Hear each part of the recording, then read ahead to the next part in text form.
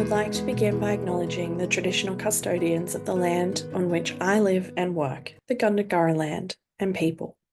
I pay my respects to their elders, past, present, and emerging, and extend that respect to all Aboriginal and Torres Strait Islander people.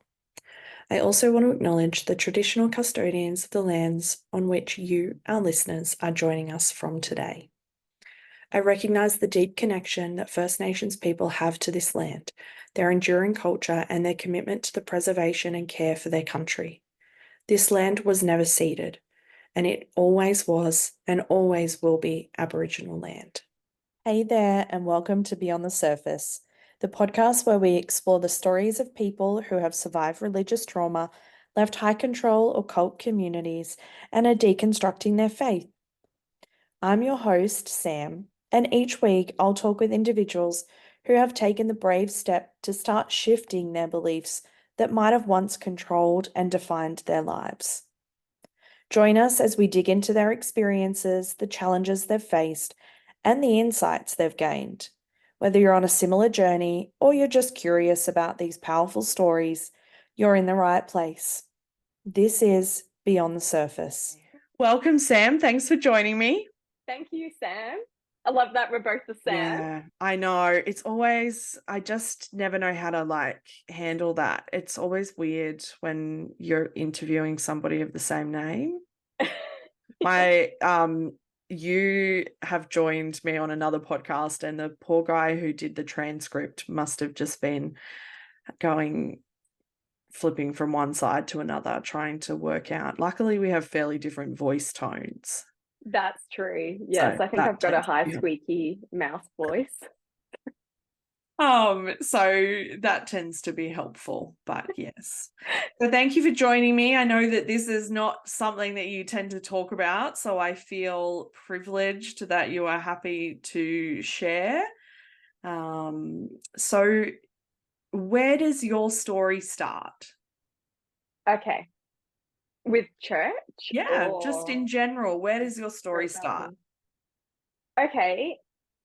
I was always a spiritual child or person, and I did not grow up in a Christian family. I didn't go to church, but I did go to a Pentecostal Christian primary school. Right. And I was probably one of the only families where we didn't go to church, and most of the other students went to a few of the local mega churches in the area. And from an early age, I always felt that discrimination from the teachers that my family were the ones that didn't go to church. So I went to this school from kinder until year 8, and then halfway through year 8, my parents wanted to pull me out because I kept getting into trouble. I didn't really fit in. It was a very strict Pentecostal church. I'm sure, not church, but Pentecostal school, and it was connected to quite a large church at the time. Right. This is in the 90s as well. So in school assembly, they were, what was it called again? Slaying of the Spirit. Oh, goodness. You should. I mean, I went to a public school, except for I did 3 years at a Catholic primary school, and so that would be it's like a total flip. Yeah. Yes. Okay. Yeah. So speaking in tongues in school chapel. Because that's not inappropriate at all. No, but I loved it. Yeah. And I was very drawn to it, even though my family didn't go to church, and a lot of my friends, obviously all of my friends went to church. So I would have sleepovers at their house, and if I slept over at their house, I would go to church with them on the Sunday morning, and it was always something that I longed for as a child. And then in year 8, I changed high schools halfway through the year. So I'm sure you can imagine. Yeah, that's tough. What that is like for a 14-year-old. And for the first year and a half, I struggled to make friends at my new school. I went to a Lutheran school, so very different. Yeah. Christianity beliefs. It was very chilled out at my Yeah. new school. Because I struggled to make friends, I found myself really turning towards my old friends, or not my old friends, but my friends from my old school. Yeah. And this one particular day, one of my best friends invited me to their youth group camp over Easter. Mm-hmm. And I was so excited because I got to spend the weekend with my friends. Mm. It was with the church that was connected to my old school, which at the time in Melbourne in the 90s was one of the largest churches. Yeah. And while I was at this youth camp, that's when I gave my heart to God, as you'd call it, the Salvation language. prayer. Yeah. Yes. And it was all amazing. And I get home and I told my parents, I've become a Christian and I'm quitting swimming because Why swimming? so I was a state swimmer Oh, and I was training 6 days a week. oh And my I goodness. I was training morning and night and I was quite committed and I loved it. But I really wanted to go to youth group. And so I thought if I want to go to youth group, I'm going to Oh, have to quit swimming. right. And so I came home all excited, saying, I'm quitting swimming, I'm doing this. I'm a Christian. So my parents were quite worried for me at Yeah. that point. And they sent me to the school counselor at my new school, my Lutheran school. It was the Lutheran chaplain who was the school counselor. And he was trying to warn me against churches that spoke in tongues and were Mm-hmm. spirit led and full of the Holy Spirit, and how my parents were worried about my sudden change in behavior and my Mm-hmm. sudden desire to quit swimming. So, over the next few years, my parents banned me from going to church, Oh my goodness. which just made me want Jesus even more. Yeah. Yeah. And I would Don't, hide it's in my like, don't touch the red button. You want to touch the red button. Yeah. I would hide in my cupboard and read the Bible. This is as a 15-year-old. I read from Genesis all the way to Revelations on my own, and I felt like I had a pretty strong relationship with God. And to be honest, I had a very rich inner spiritual life, Mm. and I would journal every day, and I really felt like I could hear God's voice. Mm. And all I wanted to do was go to church because I thought church was just going to be like, I thought everybody at church was going to be so amazing Mm. and that I would find my home and that it would be incredible. Yeah. Finally, when I was 17, my parents let me go to church, Okay. but it was a beautiful church, to be honest, but I took it for granted at the time. And it was Mm. a small community church and they were very open and friendly. They loved me for who I was. I was a weirdo and they loved that about me. Yep. They were not a strict church. We When I was 18, we would still go to bars and pubs and nightclubs and not necessarily drink, but we loved going to music gigs and had a really awesome fun time. But there was a part of me that longed for the Pentecostal church. Okay. And at the time, I went to a couple of years in a row, I went to a massive mega church conference, Mm-hmm. a youth conference, and I loved it. I thought these people are just incredible. I want to Yeah. be a part of that. It's the fanfare, right? Exactly. Yeah. Yeah. Eventually, at 19, this mega church started a church in Melbourne. Mm-hmm. And I felt like God was saying to go to this church. And regrettably, I ditched all of my friends. Okay. I ditched the friends that I made in this community, this small community church, and the pastor of this other church. And he's not a pastor anymore. He's not even a Christian. Mm. He had a Interesting. complete 180 in beliefs of Yeah. the pastor of the small community church. I remember he sat me down and he told me to be careful and Mhm. that there was always a place for me here and that they loved and accepted me and that I might find in this environment I may not be as loved or as accepted because I was free to be myself and free to be different. And that Mhm. places like this generally will try and mold you to fit a box. Yeah. But at the time, I thought he was pathetic. So, Oh, I mean, as a young 19-year-old probably would. absolutely. Yeah, Yeah. I thought I knew better Yeah. than this man. Yeah, Yeah. this beautiful man Mm. that I still talk to. So I started going to this church, and he was right. I did struggle to fit in at the time, but I kept telling myself, no, God's called me here. And I eventually managed to find my place. Mhm. I ended up going there for 5 years, and I was on the leadership team. I was in the intercessory prayer team. Mhm. I was always told I had a prophetic and healing gift, and I got really immersed to Mm. the point that it became my whole life. Yeah. So I was busy Monday nights, Tuesday nights, Wednesday mornings, Friday nights.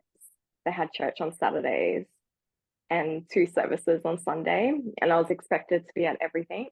Oh my goodness. It's all I would, consuming, right? yeah. Yeah.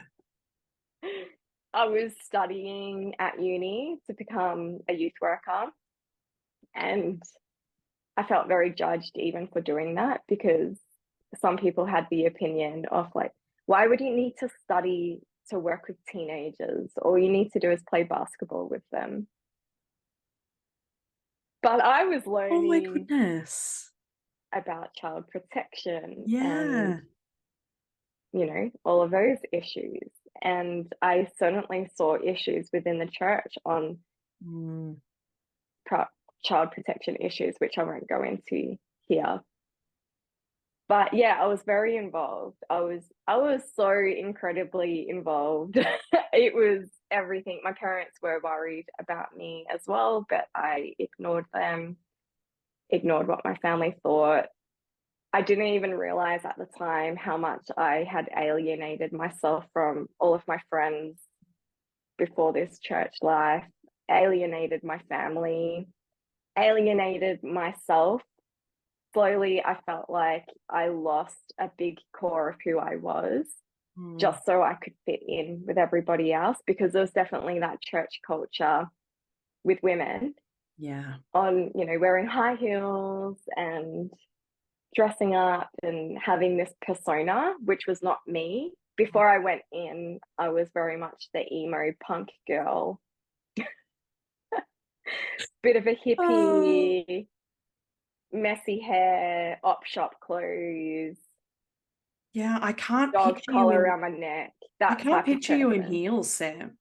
No, I really can't. no, I see like a sort of boho beachy vibe more so, but yeah, not yeah, sort of, perfectly trimmed hair and high heels. yeah. Well, I rebelled against that for a Yeah. really long time. It took a while to break me, but I do remember the one day that I actually felt like I wanted to wear heels, and not because someone told me to, but because I wanted to. And I Mm. walked into church wearing these heels, and one of the pastors said to me, wow, I can see that God has really been working on you. Like, what a transformation.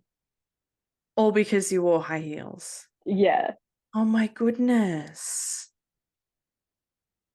So eventually, after being there for about 5 years, or I would say maybe 4 years in, I was feeling incredibly burnt out Mm. with how busy everything was. I went through a breakup. There was a lot happening. there was a big church scandal that happened that was all over the media with one of the pastors, and I was just incredibly burnt out. Yeah. And I asked if I could please leave the youth team. And they told me I wasn't allowed to because God was testing me. And so I just remember my soul felt like it was being tortured. And I felt like I lost that pure, beautiful relationship that I had with God Mm, when I was in my bedroom at home as a teenager before I got exposed to anything about church, politics, mm, or religion. That felt really pure to me. And yeah. like I had a true connection. And now suddenly I found myself feeling like I needed to ask for permission to do anything, permission to change jobs. I got my first job out of uni working at a homeless crisis center. And they wanted to promote me and give me a job as a drug and alcohol counselor Mm, because this homeless crisis center were connected to a church on a Sunday, which was for homeless people. They told me I could work my own hours. I could work at night time. I could work in the morning. But gosh, the that only sounds like time they the needed dream. me, pardon? That's the dream, isn't it? Yeah. And the only time they required me to actually solidly be there was during their church service because they would often have people ODing Mm, or, needing to talk about their addiction. So they just wanted me there on a Sunday morning. And I told my pastors at my other church, and they told me that I can only serve one church, oh my and gosh. basically made me feel terrible that I would even consider not going to the Sunday morning church service, even though I would have been going in the afternoon. And it felt like a huge slap in the face. And I was incredibly confused because I always thought that church was for the poor Mm, and for the homeless and for the drug addicted. yeah. And they made me feel like I was rejecting God in that moment. And essentially, I ended up leaving that job so that I could continue to give my life away to, Oh my to this goodness. mega church, which I've always regretted because it was such an incredible job that I was in. It was such a privileged position to be in as well. Mm, So after the church scandal and feeling very burnt out, I didn't know what to do and I felt like I lost myself. And I got in my car and I just started driving and I drove 3 hours away to the peninsula this is in Victoria. So I was down in Portsea and by this time it was midnight. And I remember walking on the pier there. It was either Portsea or around there, but I was on some sort of a pier and there was a full moon. mm, And I remember standing and staring at this moon and I was crying. And I said, I don't know what to do anymore. I feel so lost. yeah. And I felt that familiar voice or that whisper in my heart saying, everything is going to be okay. You're going to find your way again, but it's going to look incredibly different Mm, than what you pictured. yeah. Your journey is going to take a different road, but it will all work out in the end. And it wasn't for 10 years that I understood what that actually meant. Yeah. Um, so I went home and I thought that meant I would feel excited about being at church again Mm, and feel that like same familiar love that I had and excitement for church. But of course, nothing changed. And I became more and more depressed. And then eventually I just had enough. And it was the year 2009. So this is quite a while ago now. I told the youth leader or youth pastor that I didn't want to be part of the youth team anymore. And he was like, okay.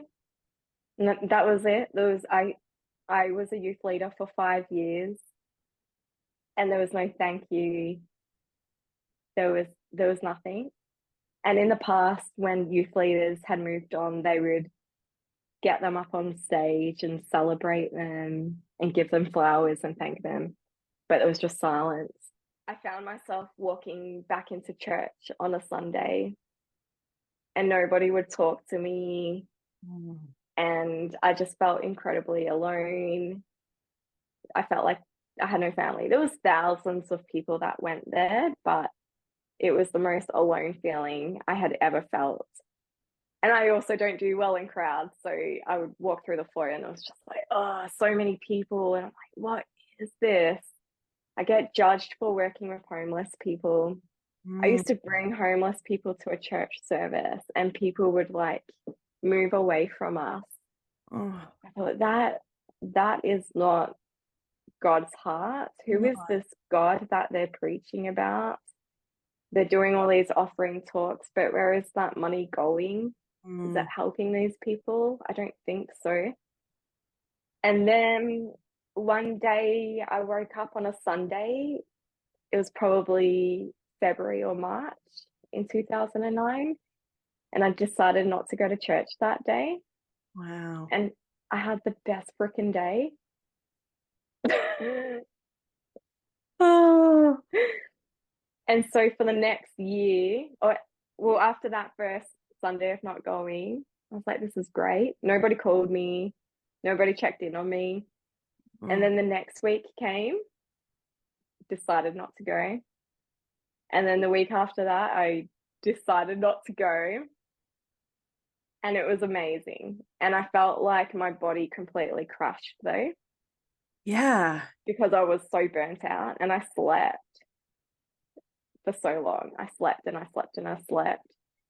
And I found myself suddenly with nobody in my life. I had no community. I had no friends.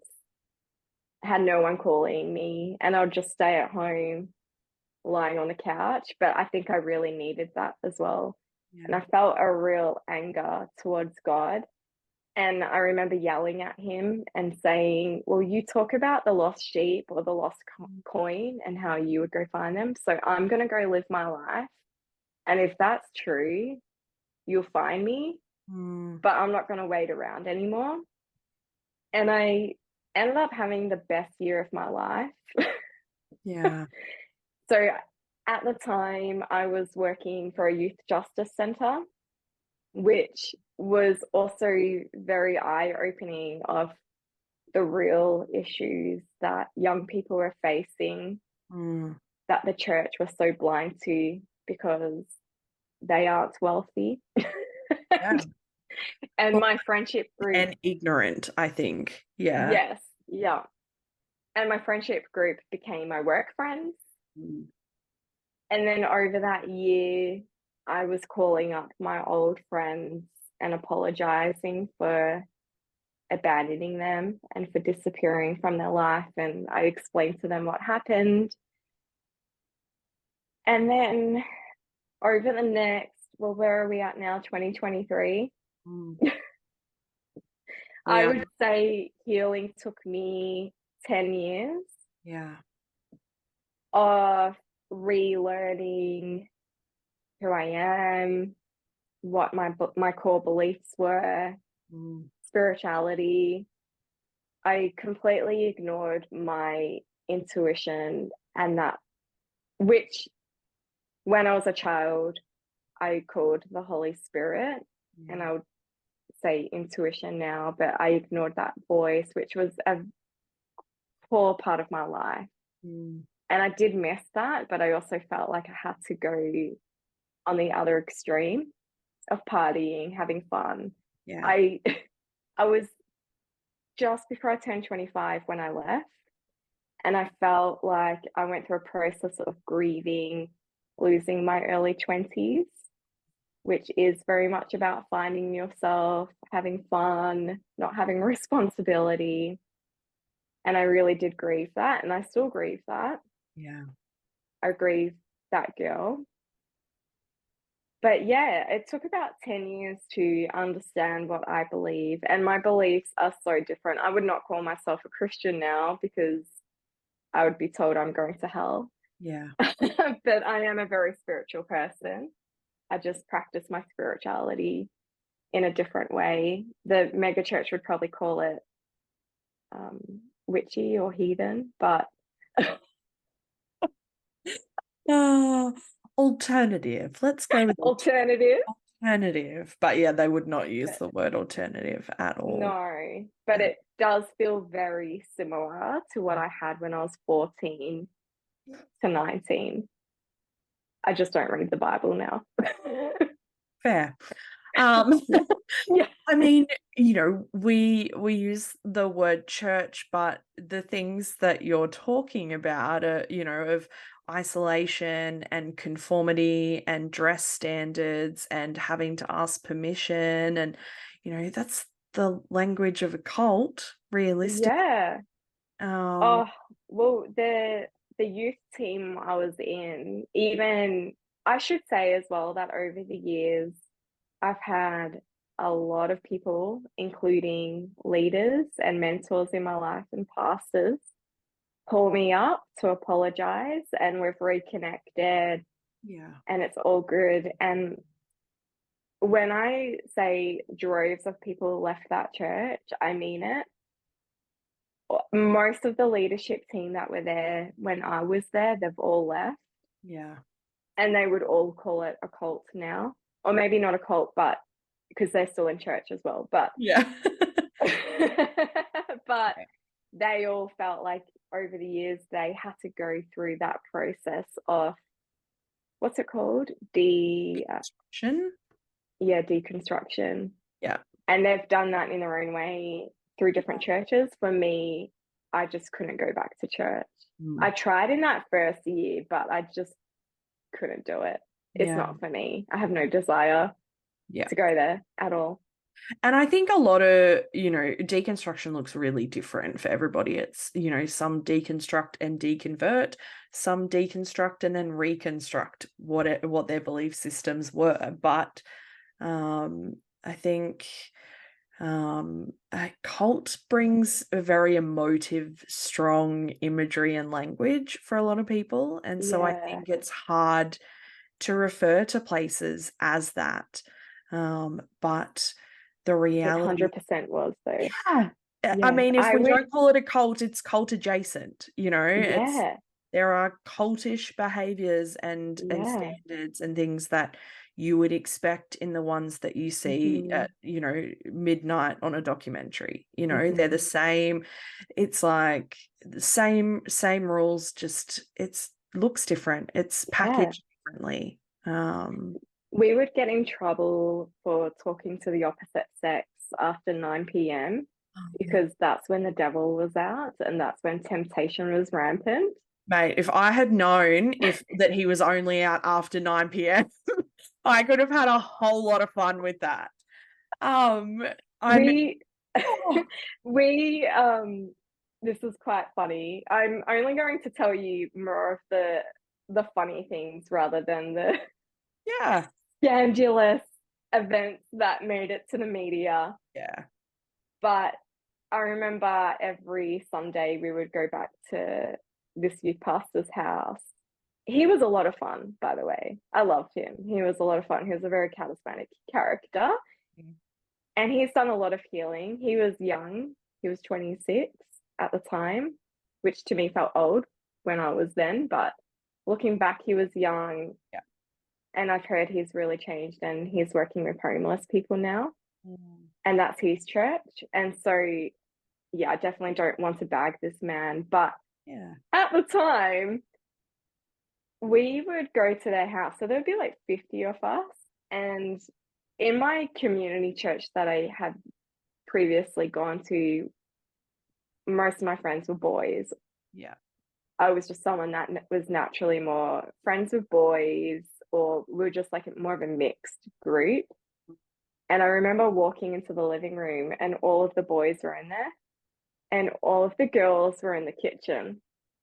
Oh And my I walked in and everyone just stared at me And he said, "What are you doing in here? The girls are meant to be in the other room." And I was so embarrassed. Oh my goodness. I mean, aside from like the deeply layered toxicity of that, just like calling someone out publicly on anything is embarrassing. Yeah, I was 19. Yeah. Yeah. Oh my I goodness. felt like I got branded as, I don't know what word I want to use, but I definitely felt different Mm. because my family weren't in the church. It's like the muggles in Harry Potter. Yes, Yeah. exactly. Yeah. Yes. And there was people who had certain surnames that in the Christian world would be like famous. I want Yeah. to be around that. And then if you didn't have that surname or you didn't have parents who were leaders in the church or even at church, you were maybe not considered marriage material. So Yeah. no boy went near me Yeah. when I was there. Yeah. No, I get that completely. As you know, I also don't have a religious family, so I get that. Even just on a surface level, there you can feel the difference for sure. Absolutely. Yeah. It was nothing they said to me. Yeah. It was just a feeling. Yeah, absolutely. Yeah. Particularly if the church that you're in has lots of biological family groups. You very Yes. I Who have marry each other? yes, and everybody is related to everybody through some link. Yeah. You felt very much on the outer. There was you knew that there was a difference there. And Yeah. that's a really hard thing to navigate as a young person amongst everything else that you're sort of Yeah. trying to work out. Yeah. And trying to fit in. You're still at Yeah. that age where you just desperately want to fit in. Yeah, absolutely. Yeah. Yeah. What was that process of deconstructing like for you? Huh. Well, I would say that first year I completely ignored everything Mm, and I was not spiritual at all. And I just felt like I had to go the other extreme to get away from that, yeah, the rebellion. which was very sad for me as well, because I did recognize that my experience at megachurch wasn't necessarily my experience of God, Yeah. but I felt like I couldn't compartmentalize that at the time and I just had to get away from it. And it wasn't until 2016 I had my first baby. So the 2016, that's what, like 7 years Yeah. after leaving church. I during that time had lived in Canada, which was amazing because nobody knew that I was a churchy. Mm-hmm. Whereas in Melbourne, everybody I was associated with the church in some way. So I couldn't go anywhere without bumping into people Yeah. who knew me, who either knew me through church or knew me to have been a churchy. Yeah. And I just didn't want anything to do with that. So I lived in Canada for almost 2 years Yeah. and never told anybody about my church experience or church life. And I felt like I could form a new identity or like find myself. I felt like those years was very much about finding myself and who I truly am, what I liked, because I lost every part of my personality. Yeah. I was the hyperactive, fun loving, Mm, loved hugging people and giving people cuddles before I went to the mega church. yeah. And then I would get in trouble because my boobs were touching people or whatever. Or it might And so, come off as flirtatious or yes, I always got in trouble for being flirty. mm, And so, yeah, I firstly, those up until 2016 was very much finding what I liked, all yeah. of this outside of spirituality, what I liked, who I was. I met a man, we got married. 2015, I had my first baby, and having her really got me thinking about what I wanted to teach her and what my values were. And I felt like I was really longing and missing that intuitive part of myself, Mm. that part that I called the Holy Spirit, which I now call intuition. And I missed that because I had some really incredible, amazing experiences when I listened to my intuition or slash Holy Spirit. Mm. Again, this is before mega church days. I would go into the city with my friends and we would just allow ourselves to be led. And then we would end up having dinner with a couple of people who were living on the streets or just Oh. things like that, like adventures like that. And I missed that part of myself. And then that's essentially how Paper Crane of Hope started, which is now my counselling business, because I really wanted to learn how to tap back into that side of myself again. Yeah. I won't go into the story of Paper Crane of Hope here unless you wanted me to, but yeah, essentially that's how I started listening to my intuition again, was through these paper cranes that I was leaving. And then just over the years, I found myself journaling again, tapping Mm. into that side of myself. I'm into oracle cards. I'm into meditation. I'm into, which to me is like prayer. Yeah. Yeah, and I've just kind of found that, and I feel like I have a relationship with God again, Mm. but it's not the God that I pictured Yeah. back in the church days. Mm. I feel like I have a relationship with Mother Earth and nature and being more connected in that way and learning about the moon Mm. and the stars, which I believe God created anyway, right?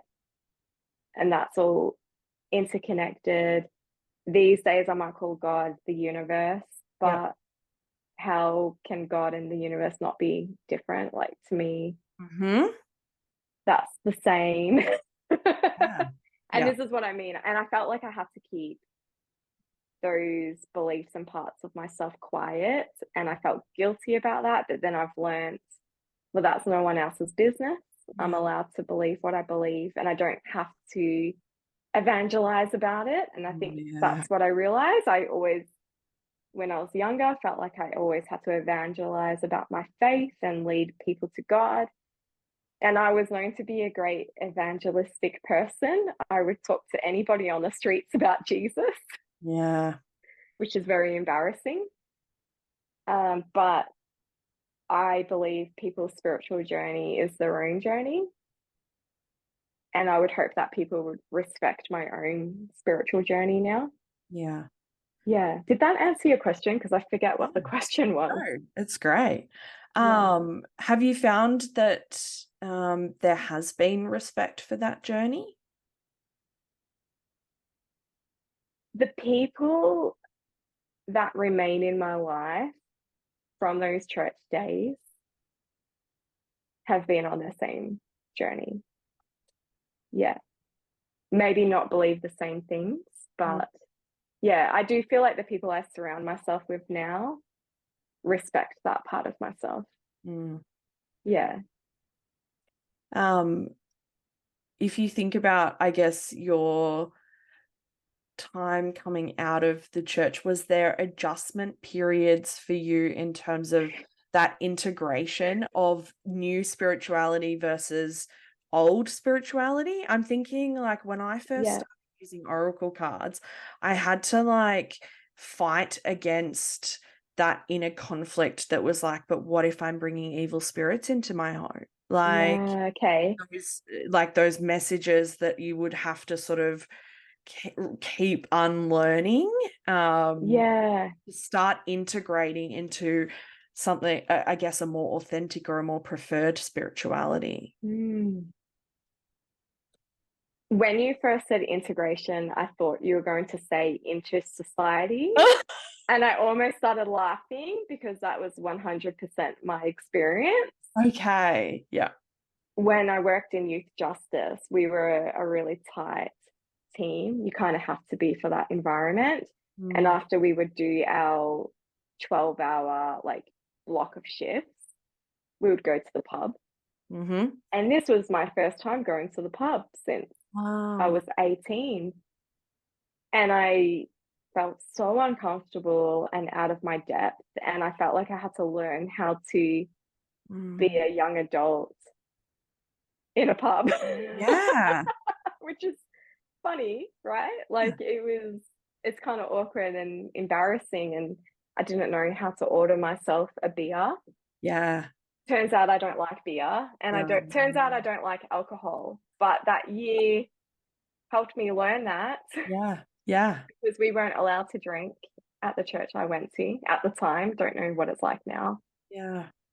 Um, Which but I've in always terms, found ironic about churches because, like, one of the, like, Jesus turned water into wine. yeah. Like, you know, Well, I do hear they drink now.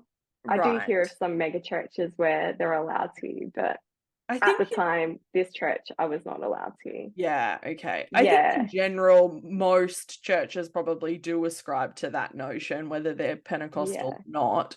Um, yeah, yeah, it's just always been one of those things that I'm like, it's yeah. a little bit ironic. Like, Right?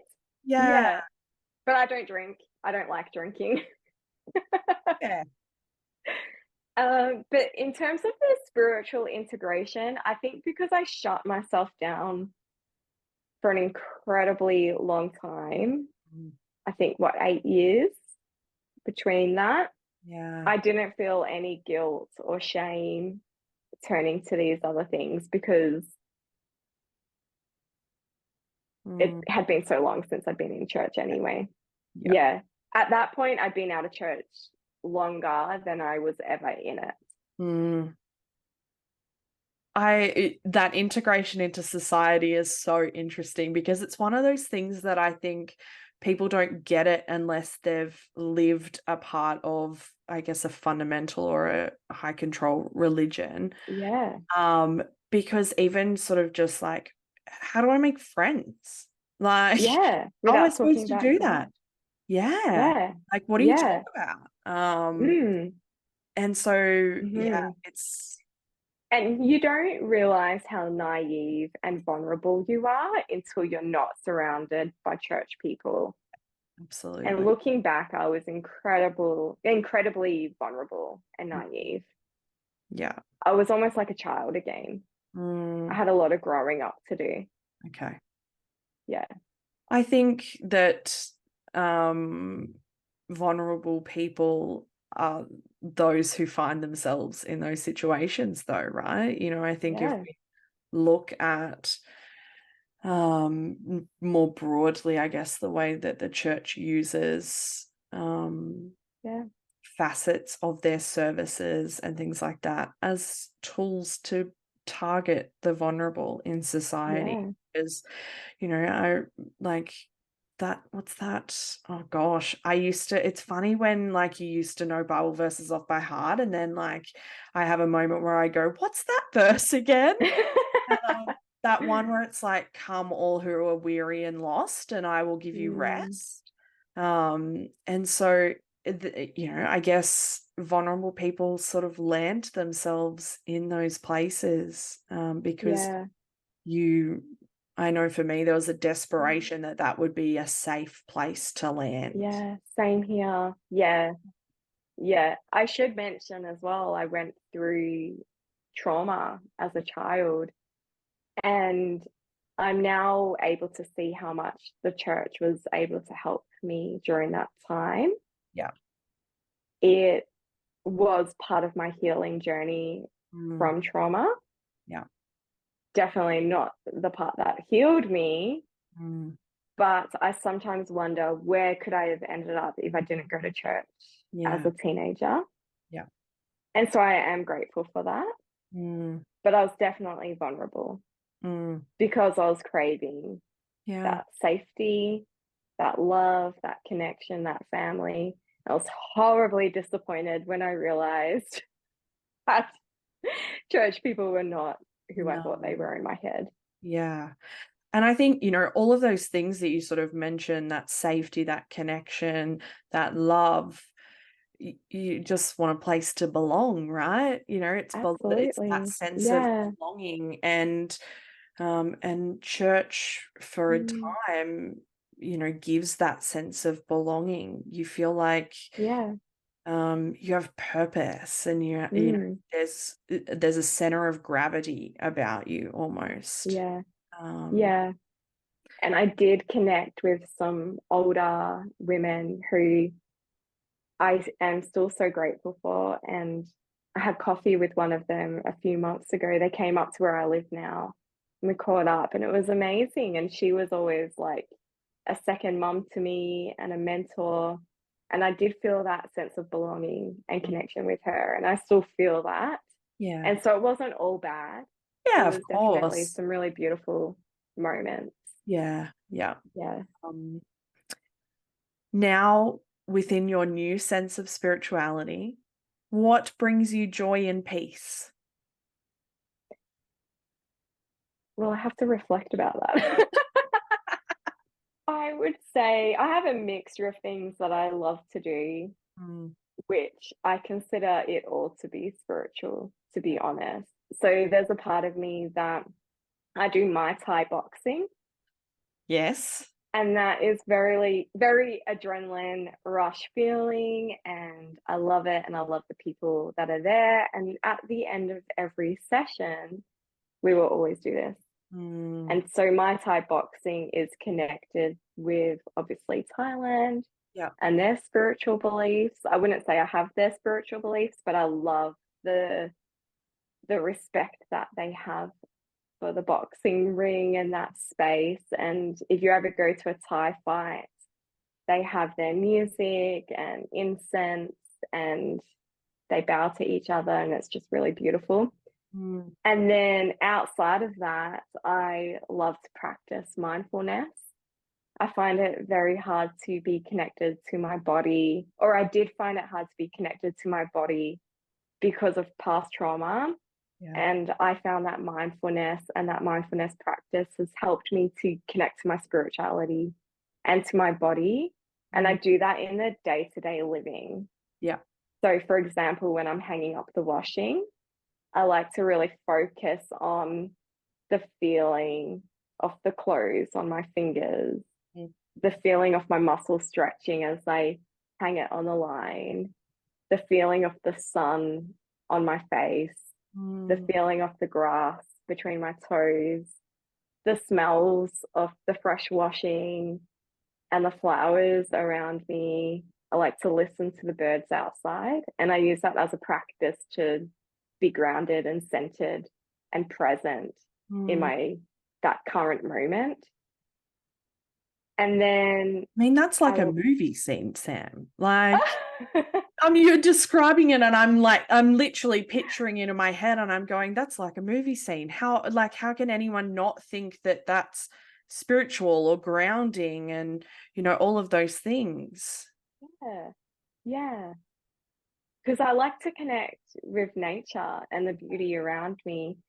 And I have a beautiful connection with the birds in my backyard. I've got a magpie family. One of them introduced their baby to me. And one time I was sitting outside eating hot chips, and the mama magpie came over and she just stared me, like she sat maybe a meter in front of me, and she just stared at me with her eyes, and Mm, then made her little magpie voice and was like nudging towards the chips. mm, And then I gave her a chip, and I watched her fly it up to her nest and give it to her baby, and then she flew back down. I don't know if birds can have chips, but she really wanted it. yeah. And then she did the same thing. She nudged for the chip, and she like made her little gurgle sound. And I gave Yeah. her a chip, and she had it in her mouth, and then she made another sound and like pointed to the chip again. And then I gave her two. And then when she was satisfied, she flew off, and I watched her give it to some other birds as well that weren't her babies. And it's just Oh, moments like that where I didn't get that in the church. And yeah. I remember even in the church, I would think, how is this of God? on a Sunday, on a beautiful summer's day, I'm walking into this massive auditorium Yeah. where the lights are off and we have stage lights and smoke and loud music and crowds. How is this worshiping God when we could be outside, Yeah. swimming in the ocean, sitting in a park, like looking at the trees? I Mm, feel more of a connection in that way now. yeah. Okay, last question. Yes. What are you saying, or what message do you have for somebody who is fresh into this process of deconstruction? They've, just made the decision to leave their Mhm. church, or they've been kicked out, or however that's come about, but they are fresh in the hurt and the pain and the grief of it all. What would you say to them? Can I share a story before Yeah. and then maybe I'll figure out what I'd say to them Yeah. in this moment. Do you remember how I said I was on the couch and I said to God, well, if you said that you would find the lost sheep or the lost coin, and I'm testing you to see if you would do that. Yeah. And I said, I'm not going to wait and I'm going to live my life. And also the story of months before I left the church, I was on the pier looking at the moon and I felt that voice tell me that everything was going to be okay and my journey was going to look different and my relationship with God was going to look different, but it would be okay. I guess that's what I would say is go on your journey, live your life, talk to the people you need to talk to, get support how you need support, but know it's going to be okay and you will find yourself again and you will find that relationship Mm. or connection with spirituality or God or whatever you want to call it, and you'll find it in your own way. And it was only a month ago that I was thinking about that time when I was staring at the moon. I was like, holy shit, that actually happened. Mm. And I really did go on a different journey, but I've landed in the same spot. I'm just not some big mega church pastor like I thought I'd be. Yeah. Oh my goodness. I Yeah, mean, and I think that, that's beautiful imagery for people to sort of have as well, that sort of just, standing arms out going, let's just live. Let's just live and see what yeah, happens. And I love that. yeah. And I would say as well when it comes to getting support, because obviously I know we're both counselors and I know you're doing counseling for religious trauma, and I'm certainly open to that as well, even though it's not my main Yeah. niche. I do remember at the time I tried to get counseling and I found that the person I saw was a Christian counselor, Mm. and I felt like even though they could see that the church I was a part of was a cult, and she said that, Yeah. even though she went to like more of a normal community church, but internally I felt like I couldn't truly be myself or share my Mm. life because I knew what her beliefs and values would have been. Yeah. And so I found that hard to deconstruct in that way. Mm. And in the same breath, though, when you talk to a counselor or someone who may never have necessarily been in the church at all, it's also very hard Yeah. because they don't get that culture and they Mm. don't get that understanding. And so I've had people tell me about their previous beliefs, and it's been great to be able to say, I've got lived experience, and you can see that relief, like, oh, okay, great. I don't have to explain myself. Yeah. And so I would say it's important to find, if you needed counseling, to find a counselor such as yourself, because you have that lived experience, Yeah. but you're also not going to have that like inner bias about Mm. how someone should live their life.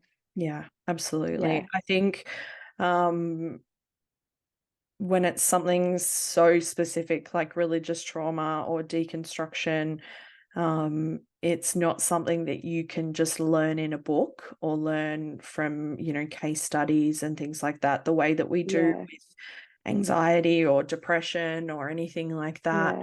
Yeah.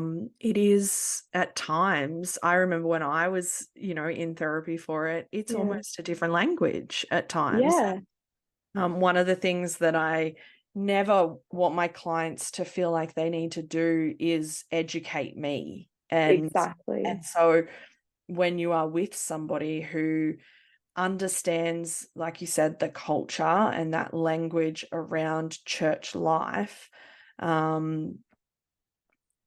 there's an ease about that. Yeah. I know Definitely. when I found when I was on the search for a therapist, I particularly wanted somebody who Yeah.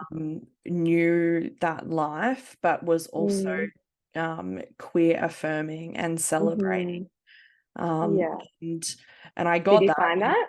in an Yeah. ex-pastor, now counselor, Ah. which was great because part of what I needed at the time was I wanted somebody who knew the theology. I wanted to break Yeah. down that and Yes. sort of I needed to find a way that who I was okay. Yeah.